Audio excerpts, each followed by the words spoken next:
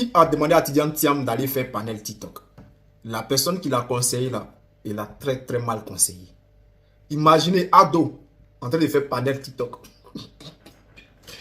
Imaginez le président Gbagbo Laurent en train de faire panel TikTok. Envoyez les fleurs, envoyez les baouins.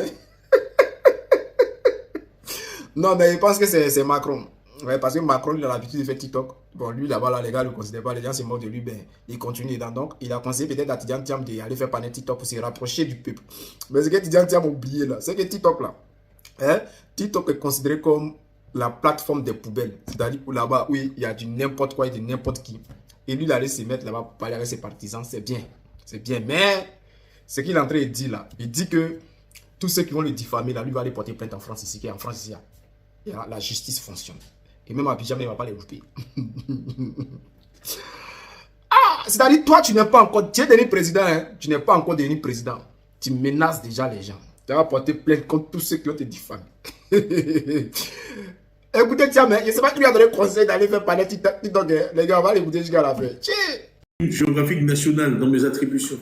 Ok, j'ai passé des mois, je connais la carte du pays vraiment très bien. Il y a plein de gens, je leur parle d'endroits, ils ne savent pas où c'est. Bien comment ils ne savent pas où c'est. Si les gens ils ne savent pas où c'est. Les Kouachis d'Atéko, ils ne savent pas où c'est. Je dis Bongouanou, Mbato, ils ne savent pas où c'est. Je dis Doropo, c'est où, ils ne savent pas. Faire Kenya, Karamandougou, je connais toute la carte du pays. Enfin, quand même. Et pas seulement sur papier, j'y suis allé. D'accord, il y a 20 ou 30 ans, mais j'y suis allé. Et mon point, c'est que ça peut leur faire mal. Chacun dans sa vie a droit à son opinion. Moi, il parle à beaucoup de journalistes européens ici. D'ailleurs, je l'ai dit, hein, ils me diffament en Côte d'Ivoire, je ne peux rien faire.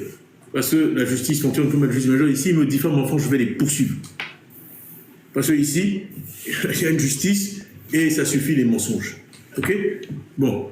En Côte d'Ivoire, je les tolère, je ne vais pas les tolérer. Je vais pas les tolérer ici. J'ai perdu le fil de ce que je voulais dire en m'énervant. C'est la carte de Côte d'Ivoire et le fait que je connais bien les endroits. Le problème de fond, c'est que eux, leur thèse, c'est quoi? C'est une espèce de rancœur. Oui, pour qui il se prend? Voilà, il n'est pas là. Et oui, il pense qu'il va venir comme ça, et puis il va tout prendre. Bon, c'est votre droit d'avoir cette opinion. Mais laissons les Ivoiriens décider. C'est tout. Ce qui leur fait mal, c'est que l'Ivoirien n'est pas comme ça. L'Ivoirien, je le connais, il n'est pas comme ça. L'Ivoirien est pragmatique. L'Ivoirien, il regarde les résultats. L'Ivoirien, il sait que j'ai porté haut le drapeau de la Côte d'Ivoire partout où je suis allé. Et que j'ai donné une bonne image de notre pays. Que la reine d'Angleterre m'a invité à déjeuner. Mais quand j'étais là au comité international olympique, je ne vais pas dire leur nom, mais il y a beaucoup de rois et princes qui sont membres du comité international olympique. Ils savent tous que je suis candidat. Ils me disent, mais alors, si vous allez sur le site là, du comité international olympique, ceux qui écoutent, vous pouvez regarder, c'est écrit Côte d'Ivoire, Tidjane Thiam. Je suis rentré en 2019 au comité, au titre de la Côte d'Ivoire. Et ils me disent, comment va ta campagne? Je dis, ah, vous savez, je crois que les gens aiment bien ce que je dis, mais et ils disent que je ne suis pas ivoirien. Il fallait voir les têtes des princes. C'est des gens, ils ne m'ont connu que comme ivoirien. Depuis toujours, depuis qu'ils me connaissent. Donc, j'ai dit, ça ne donne pas une bonne image du pays. Et je dis, l'Ivoirien n'est pas comme ça. L'Ivoirien, s'il pense que quelqu'un peut l'aider à régler ses problèmes, c'est ça qu'il regarde. Donc, ils sont frustrés parce qu'ils ont fait campagne sur ce thème-là. Mais les Ivoiriens, ils m'écoutent et ils me jugent sur pièce. Que je sois parti 20 ans ou pas. Et par ailleurs, beaucoup de ceux qui font beaucoup de bruit, c'est à cause d'eux que je suis parti. Parce que beaucoup d'entre eux étaient les initiateurs et les partisans du coup d'État qui m'a chassé. C'est ça aussi que j'ai parfois du mal à avaler. Les mêmes, là. C'est à cause d'eux que je suis parti. Parce que je ne voulais pas me mêler à des violences ou des kalachnikovs. Et ce sont les financiers, les porteurs, les promoteurs de kalachnikov qui maintenant me reprochent d'être parti. Alors, vous savez que j'aime bien donner des chiffres. Alors moi, je ne sais pas, je suis perturbé parce que, en fait, à chaque fois que je sors une statistique, on nous explique qu'elle est fausse. Donc, quand j'ai parlé de l'IDH, j'ai dit on est 166e, non, on est 159. Ben, j'ai parlé de l'espérance de vie récemment, on dit non, mais ça, c'est l'espérance de vie mondiale. En 2022, on va prendre l'OMS, Bon, alors, il doit y avoir bien des gens qui ne font pas leur travail parce que il y a des fonctionnaires qui sont payés pour que les statistiques internationales sur la Côte d'Ivoire soient correctes, enfin. Donc, chaque fois que je vais soulever un chiffre, mais ils étaient où depuis 2022? Si l'espérance de vie publiée par la Banque mondiale sur la Côte d'Ivoire est fausse depuis 2022, ils étaient où? Ou bien c'est à chaque fois que Tidjane Thiam soulève un chiffre, on dit c'est faux. Vous avez la fièvre, 40 degrés, vous cassez le thermomètre. Ça va faire baisser votre fièvre? Il casse le thermomètre. On dit, voilà, vous avez la fièvre? Non, il faut essayer de trouver des traitements. Le thermomètre, il n'a rien fait. Laissez-le tranquille. L'IDH, il vous a rien fait. C'est juste une mesure. L'espérance de vie, elle vous a rien fait. C'est juste un chiffre. Essayez de travailler à améliorer la réalité au lieu de passer votre temps à casser les thermomètres. Il est né français. Après, il a fait toute une vie en tant que Français. Et effectivement, quand je suis né en juillet 62, il était français.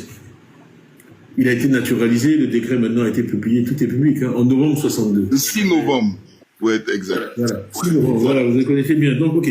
Donc ça, il a été naturalisé ivoirien parce que le président Foy voulait le nommer ministre en février 63, ce qu'il a fait. Et donc, il l'a naturalisé pour pouvoir le nommer ministre ivoirien. Alors après ça, on avance, on avance, on avance. Vraiment, je vais vous dire aujourd'hui une chose que ma famille sait, mais que je reçois des leçons du fouettiste régulièrement de gens qui n'ont jamais rencontré au Fribounou. Moi, je l'ai vu toute ma vie. Et enfin bref. Oufoué, ma mère est morte le 20 octobre 1984. J'avais 22 ans. Et il m'a appelé, il m'a dit, voilà, toi et moi, on est pareil, moi aussi j'ai perdu ma mère très jeune. Je sais la souffrance que ça représente. Je vais maintenant m'occuper de toi directement. Je t'avais confié à ta mère. Tu es très important pour la famille. Je vais m'occuper de toi directement. Donc à partir de ce moment-là, il me recevait tout le temps. Les gens qui me fréquentaient à l'époque savaient que bon, ben, quand j'étais à Abidjan, il fallait que je déjeune, que je dîne avec lui. J'allais à dîner 2 fois souvent à 22h avec mes copains, etc. Parce que je ne voulais même pas leur dire où j'étais à 20h, parce qu'ils voulaient que je vienne. Oui. Tout ça pour dire qu'ils me suivaient de près, je lui apportais mes notes scolaires chaque trimestre. Et donc, à Pâques, pourquoi toute cette affaire? D'où elle vient? Quelle est la genèse de toute cette affaire? À Pâques 86, je devais sortir pratiquement de l'école des mines, je suis venu le voir. Moi, mes frères étaient rentrés en Côte d'Ivoire après leurs études. Mon frère Daouda, à l'époque, il dirigeait la CIR, il était rentré en Côte d'Ivoire après ses études. Mon frère Boubacar, il était à Square. Mon frère Augustin, lui, il était resté ici. Mon frère Aziz était rentré, il était patron de la CCG à Duez. Donc vraiment, je suis venu le voir très naturellement en disant, bon, tonton, moi je finis, qu'est-ce que je vais faire? C'est lui qui m'avait dit d'aller à l'école des mines, soit après Polytechnique. Hein. Donc il me guidait et je lui dis, qu'est-ce que je vais faire? Et il me dit, il n'est pas question que tu rentres. Tous ces gens qui s'agitent savent que c'est Oufoué qui m'a dit de rester à l'étranger. Et j'étais extrêmement mécontent. C'est une des fois dans ma vie personnelle. Vraiment, je suis rentré à la maison. Mon père était là. Et vraiment, je n'étais pas connu. Mais qu'est-ce que j'ai fait? Pourquoi moi, toute ma famille, les gens n'ont pu rentrer? Moi, je dois rester en France. Et il m'a dit, tu as fait de telles études que ça va être difficile de te trouver un patron ici. Pour que tu continues à apprendre, à te développer, il faut que tu travailles avec des gens d'un certain niveau. Et c'est en France ou à l'Occident tu vas les trouver. Donc va. C'est comme ça que je me suis retrouvé en France avec un problème de papier, étant embauché chez McKinsey, et jusqu'en février, je n'étais pas payé. Parce qu'il m'avait donné une bourse extrêmement prestigieuse, mais qu'il ne pouvait pas donner un nom français. Donc c'était compliqué. J'avais jamais fait de papier français. Mon père, effectivement, quand on est français, de naissance, c'est inaliénable. C'est un État, c'est un droit, vous êtes français. Okay? Maintenant, je n'avais jamais fait de papier français, etc. Donc les gens ont commencé à chercher une solution.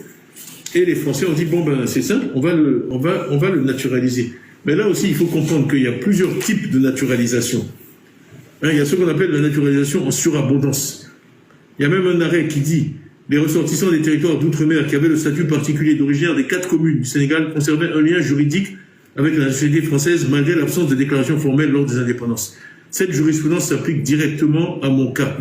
C'est une pratique administrative qui permet aux personnes dont la situation est juridiquement imprécise en raison des évolutions législatives post-coloniales de sécuriser leur statut par un acte formel. Donc, vraiment, mon cas, et c'est précisément le cas de Tidjane Thiam. Donc, mon cas tombe dans cette catégorie-là. C'est ce qu'on appelle une naturalisation par surabondance. Donc, l'article 48 ne peut pas s'appliquer à moi. Parce qu'on ne peut pas acquérir un droit qu'on a. Je n'ai donc pas acquis la nationalité française. C'est le cœur de l'article 48. Celui qui acquiert une autre nationalité, je n'ai pas acquis, on ne peut pas acquérir quelque chose qu'on a. Je ne sais pas dans quel français expliquer ça. On ne peut pas acquérir quelque chose qu'on a. Quel que soit l'acte administratif qui est posé. L'acte administratif ne va pas conférer la nationalité française, puisque je l'avais. Donc, comme on a de la chance, On est désespéré, on nous demande tout le temps de démontrer qu'il était français. On habitait, il y a toutes nos photos d'enfance, on habitait dans une très belle villa à l'Indénié, au plateau, qui est la propriété de la France. La France n'a pas l'habitude de loger des étrangers dans ses résidences officielles. Jusqu'à ce qu'on parte au Maroc en 66, on habitait là-bas. Moi, je me souviens très bien de cette maison. C'est une maison de fonction française. Bien. Donc, le fait qu'à l'époque, il y avait des relations de la France et de la Côte d'Ivoire qui faisaient que c'était pas grave, les Français, il n'y a pas de visa, il n'y avait pas toutes ces choses-là. Et c'est extraordinaire parce que j'ai mon dossier. Ils m'ont naturalisé et c'est après qu'ils m'ont dit de remplir un dossier de naturalisation. Pour dire à quel point c'était une opération anormale. Ils m'ont naturalisé en février, le décret est sorti et c'est en avril, le 3 avril 87 que j'ai signé les papiers. Et c'est extraordinaire parce que j'ai le dossier.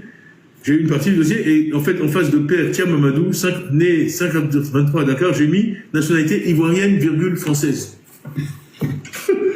C'est dans mon dossier, dans mon prétendu dossier de naturalisation. Voilà.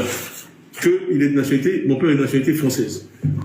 Et l'opération qui a été faite pour moi, c'est quelque chose qui, je ne suis pas le seul dans ce cas-là, ça s'est fait dans plein de cas. Voilà. Alors, c'est vraiment une...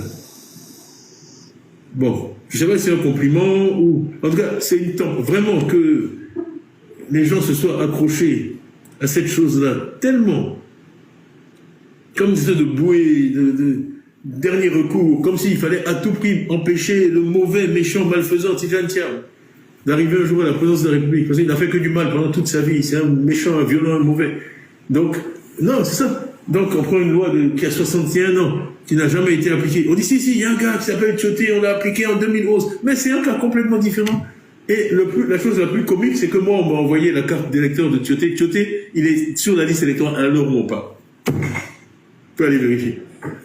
Siluao, Tioté, le gars dont on dit que c'est l'exemple même de l'application de la liste, il est sur la liste électorale à l'heure où on parle. Et moi, on m'a enlevé de la liste. Donc, il y a plein de... Mes avocats, vous avez dû suivre la conférence de presse, hein.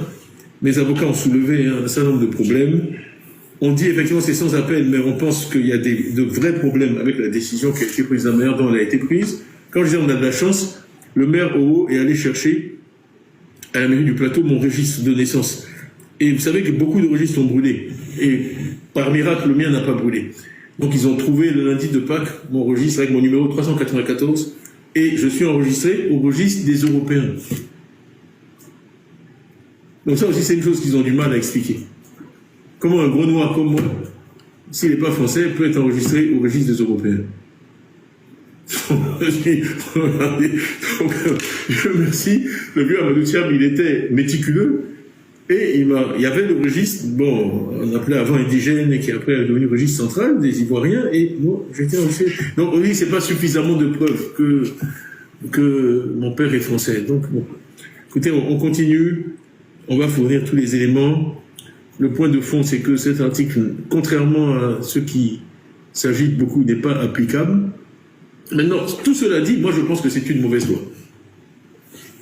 Je pense qu'elle n'a pas été appliquée pendant 64 ans, parce que c'est une mauvaise loi, et je pense qu'il faudra la changer. On a copié une loi française, qui elle-même a été abrogée en 73. La France a changé ça depuis 52 ans. Okay, pour dire que maintenant, en France, vous pouvez perdre la nationalité française que si vous en faites la demande express.